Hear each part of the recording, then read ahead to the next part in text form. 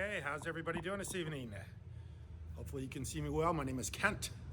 The channel is EOS San Diego, and I've got a new selfie stick today, so I hope it's all tilted right and everything's working right. So anyway, been a few days since I made a video, as everybody knows that watches this channel.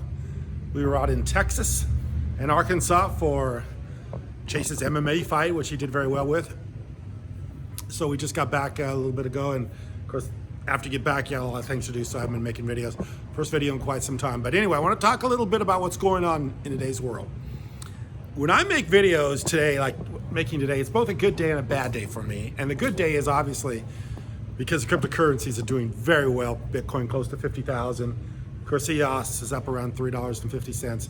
But a bad day in respect to the fact that so many people still question what's going on in the economy and how things are playing out. And it's very frustrating for me to make videos, to talk to people, and still have people, even people I'm very close to, question this, if this is for real or not, if the cryptocurrencies are really the future, if the economy is, if things still are gonna come back to the way they were before.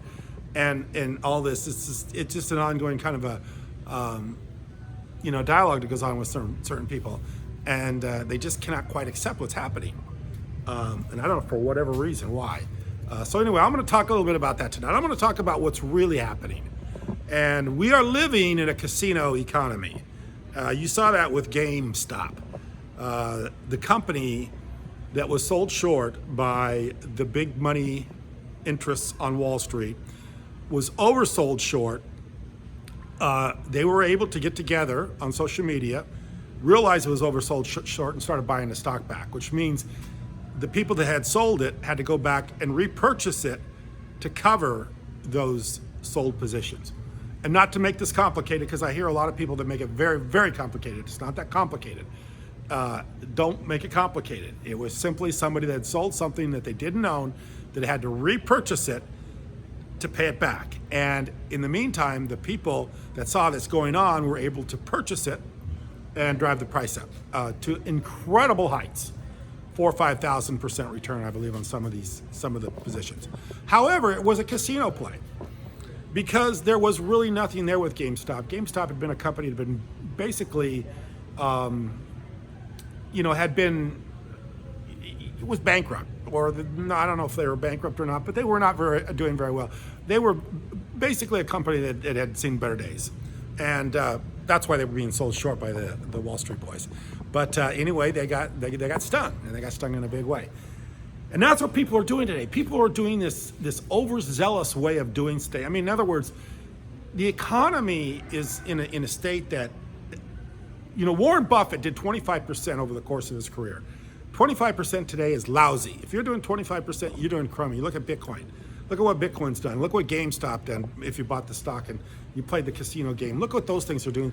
And people are realizing these puny little 25, 30% returns just don't make it in today's world, especially with the amount of with inflation, the amount of stimulus that's being handed out, and how little our money buys today. They're just not doing it. So they're going for these crazy plays like GameStop. They're going for the crazy ideas. That's why gold and silver isn't making it, because it's a commodity, and gold and silver is different. I mean, the people that are still planted in those days are just not understanding and not going to get it. This is the most exciting, the most vibrant, and the most is going to be the biggest boom economy we've had probably in the history of however long people can remember. If you know what's going on and if you can understand it. If you don't understand it, unfortunately, you're not going to do very well. But if you understand this, you're going to do very, very well. It kind of reminds me of this when I was in the early 1990s. I had a friend of mine, actually was a friend of my family's, and I was trying to get into school. I was trying to get into law school. And this was already the time of computers. And this certain attorney, who was a very prominent attorney, was a friend of our family's. We had asked him to write a letter of recommendation for me to go to school, because I was going to school, and I was trying to get into a certain college I was trying to get into, and of course recommendations help. And he had a very firm position, had a very firm position in his college. He had been, I think, a professor there, and of course a lawyer in the state, and all this good stuff. But the guy wrote a letter for me as a recommendation on a typewriter. And this is already in the early 90s where people were using word processors and computers. And he had written a letter recommendation for me on a typewriter. And it just didn't turn out well. I mean, the typewriter the font on it was not good. And certain keys were, he was an old man when he wrote the letter. Certain keys have been hit harder than other keys. And the letter just didn't look very professional. And of course, there was a recommendation letter for me. And I didn't get into this school. But I'm thinking, and that's the only thing I can think of today to kind of represent how certain people cannot move forward. This particular gentleman was a very smart individual. In fact, I think he was even one of the justices in that state Supreme Court. He was a Supreme Court justice in that state for a little bit of time. I can't remember what years, but he's an older gentleman in the early 1990s. But he didn't move forward to the computer age. He was a smart guy, had a lot of connection. He was getting older. He was on twilight of his, I think he had already retired. And he was in the retirement home when he wrote this letter for me. But he just didn't get into the computer age, didn't get into the word processor. But he still wanted to help me out, wanted to still help my family out. So he wrote me a letter recommendation, but he did it on a typewriter. And it looked terrible. It just looked terrible, especially given the fact that we were in the days of computers and word processing and everything like that. Well, so many people are just like my friend or family friend that wrote that letter. They cannot give up some of what's going on in the world today. There's a lot of the economy that's dying, it's dead, has been dead for a long time, and it's going away. It's leaving. It's not going to ever come back. And you got to realize that. And a lot of what's going on in the real world is dying or dead. I mean, certain types of businesses just won't make money anymore. It costs too much to run them in comparison to what you get back from them. And that's just a fact of life, and that's a reality. And that's why people are doing casino gambling on buying stocks from companies that are basically bankrupt and defunct because they're oversold. And you're going to see a lot more of that, although the people that are doing this oversold stocks probably are going to get a little wiser to the fact that there's social media out there and that there are groups that are going to target them and that they're going to see what they're pulling and they're going to take advantage of them. So I don't know if that's going to happen so much as it has happened, but we are in a casino economy. The winning hand right now is Bitcoin, as we well saw today with Elon Musk, supposedly the smartest man in the world, and the guy that is the most innovative technologically and is maybe one of the richest men in the world, bought some Bitcoin, has been buying Bitcoin. And I find it kind of interesting because not too long ago, and I got a lot of sirens in the background, not too long ago, Elon was kind of saying that Bitcoin was only for the dark web and for people that are doing transactions, illegal transactions. That was what Bitcoin is for. So obviously, Elon was talking down Bitcoin at the same time he was probably buying Bitcoin because it got released in their financials today. So he was playing a little bit of possum with us. And I think I made a video one night about him doing that. So Elon, square up here, guy. Tell the truth. Tell us what you're doing. Don't do it behind curtains. You bought a bunch of Bitcoin. Why don't you just fess up to it like Michael Saylor did? And according to Michael Saylor, he was the one that was giving Elon the idea. So anyway, Tesla owns a bunch of Bitcoin. And if you are buying Bitcoin today, you're buying it at the same time as Elon Musk is. So don't feel like you've lost out or you've missed out on this game, because this game is just starting up. When people like Michael Saylor and Elon Musk are buying, you better be buying too. And so should everybody else. So we are in the days of cryptocurrency. We are in the days of the smart money cryptocurrencies. We're in the days of online retail. We are in the days of internet business, and we are in the days of a lot of things that are being purposely slowed down or stopped. With COVID and with a lot of other things going on as far as our world is concerned, social distancing and all this other stuff. So anyway, there's a new economy coming, and it's a bright economy, and it's a good economy, and it's going to be a booming economy, but you got to recognize it and see it for what it is. And we are in the times where you better be returning big money, big percentages, or you're just going to be left in the dust. And if you're hanging on to gold and silver thinking that's going to do something, You're like my friend with the typewriter. You're looking dumb. You're really looking dumb. Showing up with the typewriter in the days of word processors and word processing. I mean, I played that game. I went through all that, and actually, and I'll talk a little bit further about the silver squeeze. There's a lot of people thinking there's going to be a silver squeeze just like there was on GameStop. And I've heard a lot of videos about the silver squeeze. Basically what they're saying is silver is overshorted. They're going to buy enough silver to corner the market to drive the price up. I saw that happen in the 1970s with my father. My father loved silver and was a follower of the Hunt brothers. And the Hunt brothers were a couple brothers, big money boys, billionaires out of Texas, who bought up a bunch of silver thinking they were going to corner the market.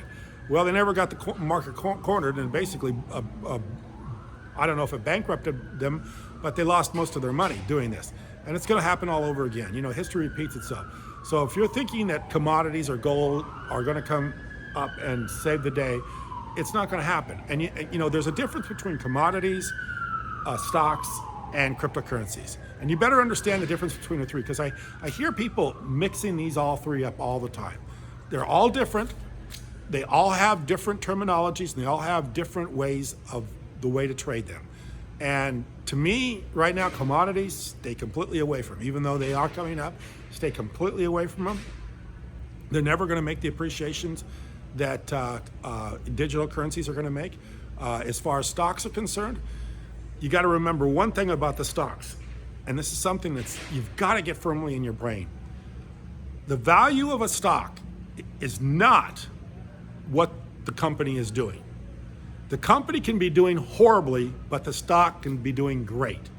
There's nothing that connects the company to the stock via the numbers, outside of the fact that the company represents the stocks in such a way that there's a mirror to it, but the mirror has no connection. So a company could be basically bankrupt, but the stock could be trading great. Or a stock could be losing money and trading great. Or a stock could be doing very poorly. The stock market could be doing very poorly, but the company doing well. There is no connection between the stock and the price that it trades for. It's just a mere representation of the two. So don't fall into that trap. Most stocks today are overvalued. Most companies are not doing well because they're still legacy companies that are operating in the old economy. So these legacy, like GameStop, was a perfect example. A company whose day has passed of coming and buying gaming or whatever they did. I don't even know what it is they did, to tell you the truth. But whatever they did, they wasn't doing well. The only reason it took off was because of this shortage thing that was going on. So now after the sirens are going to trade. So be careful, because commodities are different. Commodities are hard to measure because we don't know how much gold is in the ground. We don't know how much silver in the ground. And plus, on top of that, they're controlled, they're manipulated by people overshorting. And this is a long one too.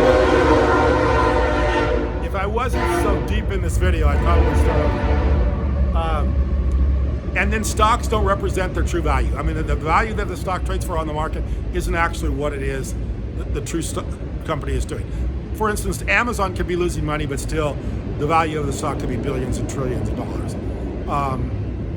So you got to be careful about that. The only thing I feel, the only play in town or in this world of financial world we live in is the cryptocurrencies, and of course, Bitcoin to me is the most valuable thing you can invest in. I think EOS is a very interesting play right now, simply because they own a lot of Bitcoin, and then now you have Google that's actually doing hackathons with EOS. So I think with EOS, what you're going to see, if you start seeing other people become block producers, for instance, you see Google being a block producer, now all of a sudden maybe Amazon becomes a block producer, or if you see Facebook become block producers, you better look out, because EOS is about ready to take over the world when that kind of stuff starts happening. Because now you're starting to see EOS set up as a digital currency that has, instead of having only a limited number of coins like Bitcoin has, I think, 21 million Bitcoin ever mined? That's a hard cap. Well, with EOS, you have a smart contract. So even though EOS only has 1 billion coins outstanding, there's a smart contract that could expand that if they wanted to. So technically, Bitcoin could rise. I mean, EOS could rise to any level of coins they wanted to create, which could make something like EOS become a reserve currency of the world, especially if you had the right companies running as block producers. So for that reason, I've been putting money into Bitcoin. I mean, EOS and Bitcoin. And because I think both of them are very good plays right now, as both of them have done very well here recently. So keep an eye on those two, and watch out for the casino plays, because there's a lot of casino plays going on.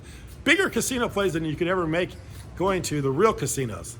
The Las Vegas casinos, or whatever other casino there are in the world. There's big plays right now in the casino play as far as stocks are concerned. So be very, very careful. And of course, in my mind, if you really want to be safe, and you really want to make money, and you really want to do the thing that makes the most sense for this economy in this world right now, is do what Elon Musk is doing.